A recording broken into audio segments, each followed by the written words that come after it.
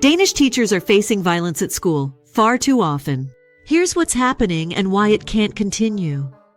A fight had broken out between two students in a public school class. One of them gained the upper hand and repeatedly punched the other in the face with clenched fists. Teacher Thomas Rosenfeld-Damsbo and a colleague rushed to separate the boys. But the chaos didn't end there.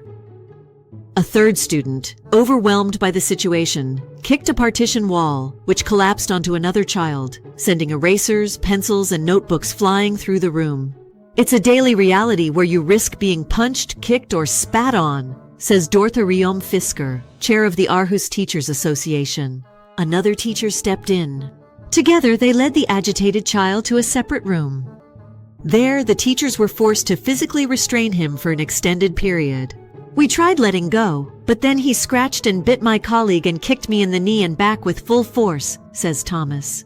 Even a year and a half later, he still suffers from pain in his back and neck caused by the assault. This wasn't an isolated event. For Thomas, it was the final straw in a long line of violent encounters. He has since been on long-term sick leave, struggling with stress, anxiety, and depression. TV2 Oostjylland spoke with one of the colleagues who was present during the incident and confirmed Thomas's account of the violent confrontation, which took place in the intermediate grades at a public school in Aarhus. Although the incident has had life-changing consequences, Thomas does not blame the student for his injuries. The children become violent because they're desperately trying to say, "I feel absolutely terrible. Why isn't anyone helping me?" he explains. And Thomas Rosenfeld-Damsbo is far from the only teacher who has experienced violence in Aarhus municipality. Violence in schools is on the rise. According to figures obtained by TV2 Oostjylland through a Freedom of Information request, violence against staff was recorded 4,918 times in 2024 alone at public and special needs schools in Aarhus municipality. Dorthe Riom Fisker, chair of the Aarhus Teachers Association, says the situation is becoming increasingly alarming. It's a daily reality where teachers risk being hit, kicked, spat at, yelled at, and threatened. This includes both physical and psychological violence. She's not surprised by the numbers, but stresses, "This is very serious and a massive problem. Violence in schools is increasing. In Aarhus municipality, teachers face daily threats." In 2024, nearly 5,000 incidents of violence were reported in schools. That's both public and special needs schools. Teachers are hit, kicked, spat on, and verbally abused by students. It's a daily reality, says Union Chair Dorthe Riom Fisker. She says it's not surprising anymore, but the situation is extremely serious. This is a massive problem, she warns. The numbers keep rising, and teachers are paying the price. Some are left with stress, anxiety, or even physical injuries. The system is under pressure and the staff are calling for action. First and foremost, it has serious consequences for our members' working environment, with sick leave and teachers leaving the profession. As a result, we are losing competent educators, she says, adding, "Of course, it also affects the children and their parents. It creates insecurity when violence and threats occur in the classroom. Altogether, it impacts everyone in the public school system that we've reached a point where violence and threats have in some way become a part of daily life." Aarhus Teachers Association believes that one of the biggest causes of the rising violence in classrooms is stress and overwork.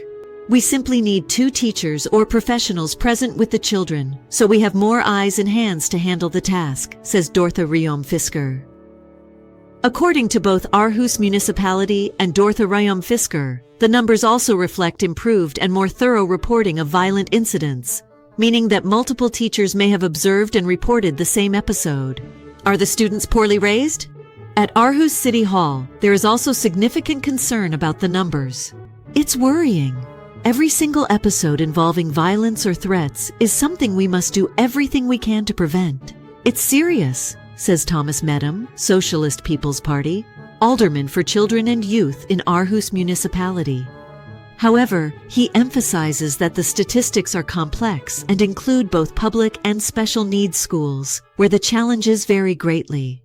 Even though there is a lot of complexity in these figures, the situation is serious. This is not how things should be. Everyone should be able to go to work feeling safe. That's why we need to do even more to ensure that our public schools are safe environments for all teachers and educators, says Thomas Medham. The alderman admits he does not yet know the exact causes of the rising violence in some public schools. Are we doing enough to prevent violence? Are there enough consequences? And how much of this is related to inclusion issues? We need to stay curious and investigate what is really going on, he says. Nationally, violence in schools has received significant attention, and in 2024, the Minister for Children and Education, Matthias Tesfaye, announced that he will tighten the school discipline regulations. Among other things, this will give teachers better authority to physically intervene with students when necessary. Something Thomas Medham is eager to see the results of. I'm positive about what the minister has announced, and I think it's a useful tool to add to the toolbox. But I don't believe it will solve everything. There are other factors at play: the upbringing at home, the opportunities and resources available to teachers, and the need to continue building skills, he says. Are the students poorly raised?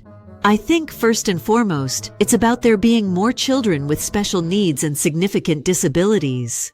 Of course, parents also play a huge role in this, and in making sure their child respects the community and the teachers. But we need to be careful not to make the entire special needs field about bad upbringing, though yes, that can be part of it, says Thomas Medham.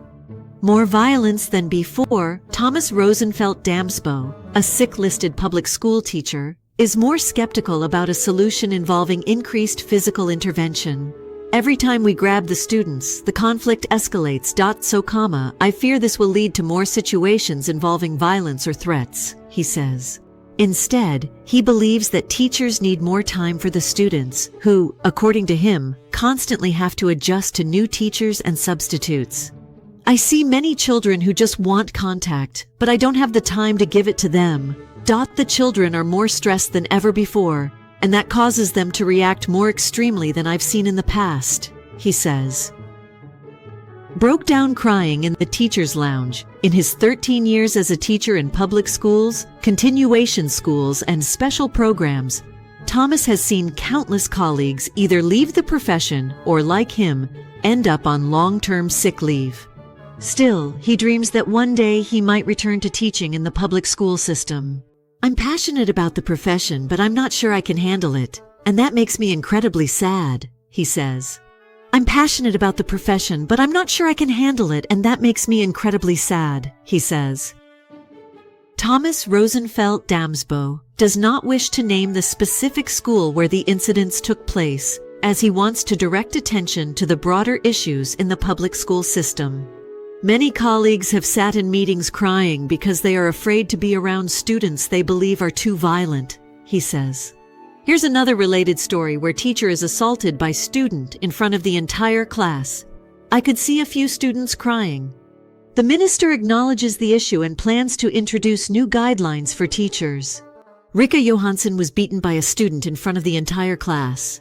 I could see a few students crying. The minister acknowledges the problem and plans to introduce new guidelines for teachers. This story dates back to February 11th from an interview on Good Morning Denmark. Rika Johansson froze for a moment when the student suddenly started hitting her. Shortly before, she had taken a drawing away from the student because they were about to start English class. The situation escalated quickly, and according to Rika Johansson, the student deliberately went after her. She retreated across the classroom, eventually ending up right by the board. It didn't take long before Rika Johansson doubled over in pain from the blows, and the student ran out of the classroom with their drawing. This is how Rika Johansson remembers the incident that made her quit the school. And she's far from the only teacher who has experienced physical violence firsthand. A few students were sitting and crying. A new survey conducted by the Danish Teachers Association for Berlingske shows that 58% of public school teachers are experiencing an increasing number of violent incidents between students. Rika Johansson has shared her story with Berlingske, which has highlighted the issue of violence in public schools. It was like walking onto a construction site every day without a safety net, just waiting for the scaffolding to collapse, she says in Good Morning Denmark. Concussion and bruises. After the incident, Rika Johansson was shocked. The whole classroom was completely still, as if they were paralyzed. I could see a few students crying, she says. Rika Johansson went to the emergency room where she was referred to a doctor. The next day she was diagnosed with a concussion and large bruises on her shoulder and side. TV2 has reviewed Rika Johansson's medical records, which confirm the injuries from the incident, along with photos of her bruises. Several documents and messages from Aula also confirm that Rika Johansson was subjected to violence by the student. The student was expelled from the school as a result of the assault. It takes too long before we intervene, says Matthias Tesfaye, Minister for Children and Education, S. The student's parents told TV2 that they do not recognize the incident as described by Rika Johansson. They filed a complaint about their child's expulsion, but the complaint was rejected by the Children and Youth Administration in Copenhagen Municipality. The incident took place in 2023, and their child now attends another public school, where the parents say the child is well-functioning, thriving, and supported, according to TV2. In our next segment, a teacher targeted for his sexuality, called faggot and dirty by his own students. Gay, homo, and sexual remarks that I don't even want to repeat. This is how public school teacher Andreas describes the psychological abuse he faced from students while working a substitute position at Mellervang School in Aalborg in 2024. Andreas is homosexual, and he experienced that his sexuality and appearance were the reasons behind the harassing behavior. Discrimination from a specific group of students, unpleasant experiences at work are not uncommon for LGBT+ individuals, says Professor Bjarke Oxlund. He has written a report on the well-being of LGBT+ teachers in primary schools. There are several male homosexual teachers who say they feel unsafe, especially in situations like gym class and locker rooms. They might be open with their leaders and colleagues, but not necessarily with their students or the students' families, says Bjarke Oxlund. Andreas experienced that the harassment especially came from students with an ethnic background other than Danish. In the end, it became extreme. I wasn't even allowed to touch desks because some ethnic groups thought their desks would get dirty if I touched them, since I was wearing makeup, Andreas says, adding, I experienced some children living in two worlds. Kids who would go to Quran school on weekends and regular public school on weekdays. Of course it's confusing. And this is not an unfamiliar issue, says Bjarke Oxlund.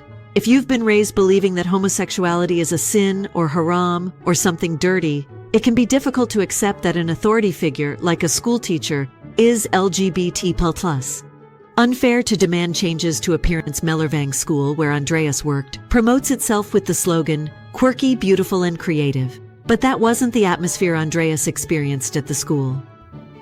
According to Andreas, he sought help several times to handle the challenges in the classroom, but felt that the management did not take him seriously. If a man wears makeup and carries a handbag, shouldn't he expect some comments? You absolutely shouldn't talk about people's clothing the way I have experienced, or about someone's sexuality as an adult. It has nothing to do with the teaching task we have, says Andreas.